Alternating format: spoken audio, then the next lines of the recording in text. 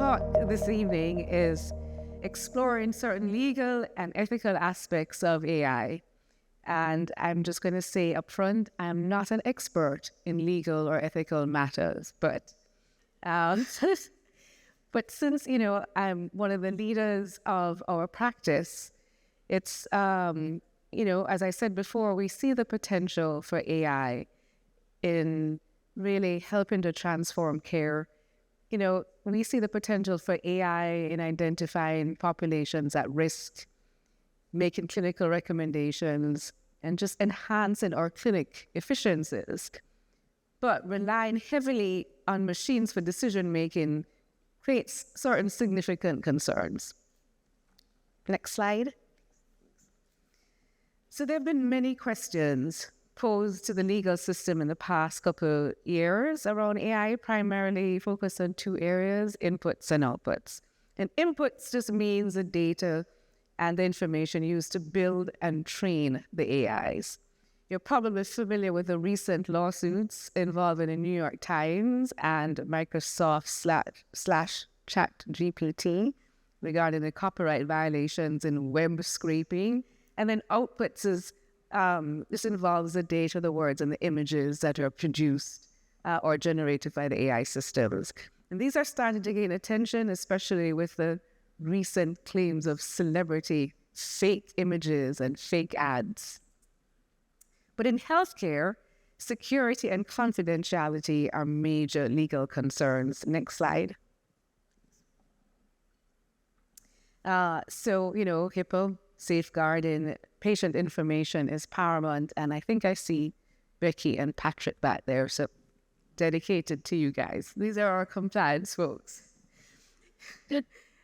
Anyway, questions often arise about the security measures that are put in place for AI systems like ChatGPT. Though these AIs are built by extremely brilliant individuals, many of these folks have no real experience in the data security space. And so what protections do we have, say, if ChatGPT had a breach? Next slide. Another legal concern is accuracy. If an AI model fails to detect an issue or makes a mistake, who bears the responsibility? Is it us, the practice? Is it the individual physician? Is it the AI developer? Is it the person who manufactured the software or the technology? We don't know. And so determining liability in cases where AI systems are involved in patient care is very complex. These questions remain largely unanswered. And I think over the next several years, it will take the next several years before we'll get a clearer picture as to how we should proceed. Next slide. So these are not the only legal questions surrounding AI, but these are the ones that keep me up at night when I'm, approached by all the different AI vendors promising me to solve certain problems in our practice. Aside from the legal considerations, of course, there are ethical considerations and significant ones that really demand our attention as we take this journey down the AI road. Transparency is key, right? How much should we inform patients about the involvement of AI in their care? Do we base a decision on the complexity of the AI's role, and how do we determine complexity? So, for instance, if AI is employed to operate an interactive chatbot on our website, like handling basic tasks, like Larry spoke about earlier, giving directions or, giving you contact numbers, should we disclose to the user that they're interacting with a chatbot? But it's very straightforward, right? And it's innocuous, so probably not. But what if we expand that chatbot's role to helping answer symptom management questions? Does this warrant that we disclose to the user that they're interacting with a chatbot? And then there's the issue of patient-informed consent. So, if we use AI in decision-making and we're explaining risk and benefits, should we explain the algorithm and how the decision process is done to the patient? I mean, the whole AI systems based on deep learning, one of our nice terms, often operate as black boxes with decision-making processes that are not transparent. So this is going to be difficult. How do we explain to the patient? I mean, the informed consent process itself is time-consuming and sometimes can be difficult. How do you layer onto this, explaining how the decision was made via AI? Next slide.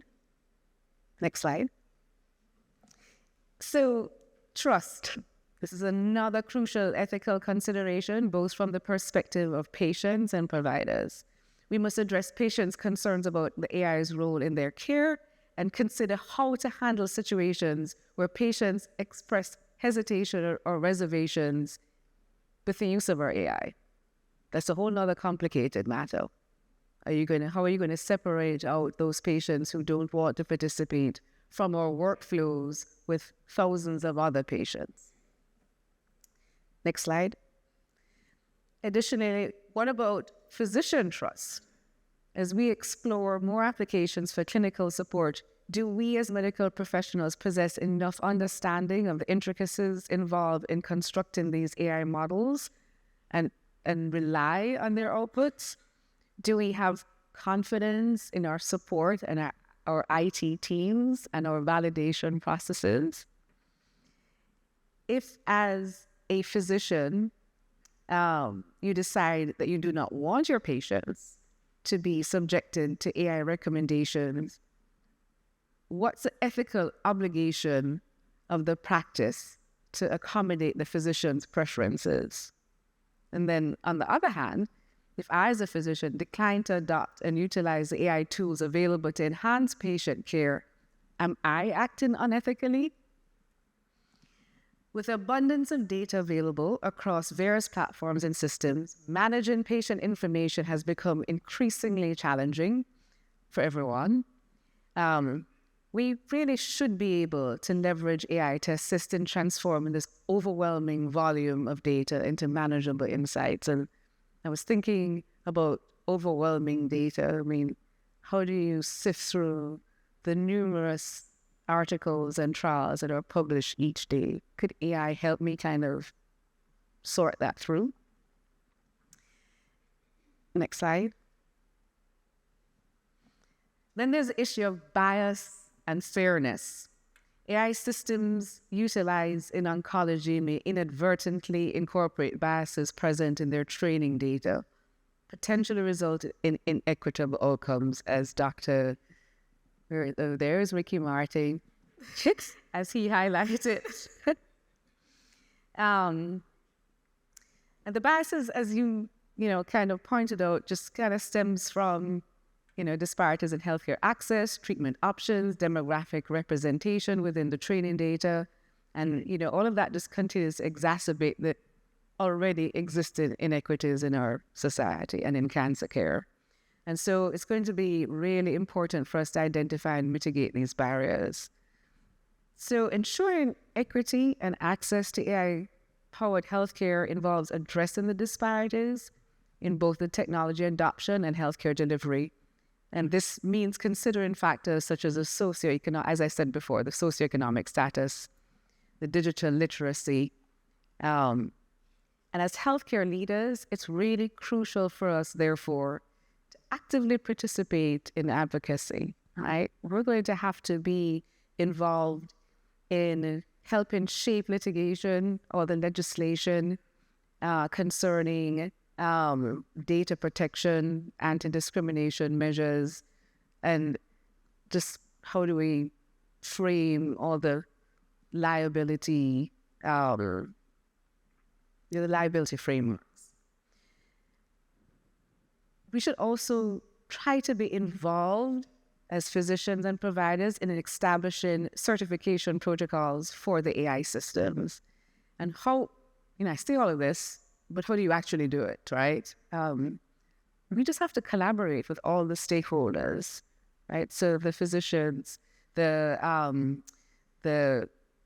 developers, the regulatory bodies, our legislators, patient advocacy organizations. And we're going to have to really have ongoing conversations, because you have to have the clinicians' input to help drive the folks who are developing technology. So I think the potential for artificial intelligence is super exciting. It really holds immense promise in revolutionizing medicine. I've enjoyed the beginnings of our journey, and I look forward to the future that this holds for Tennessee Oncology and oncology across the board. And, as we do that, though, again, we just really have to be vigilant about the legal, ethical implications and ensure that the benefits of implementing these technologies outweigh the risks. So, thank you.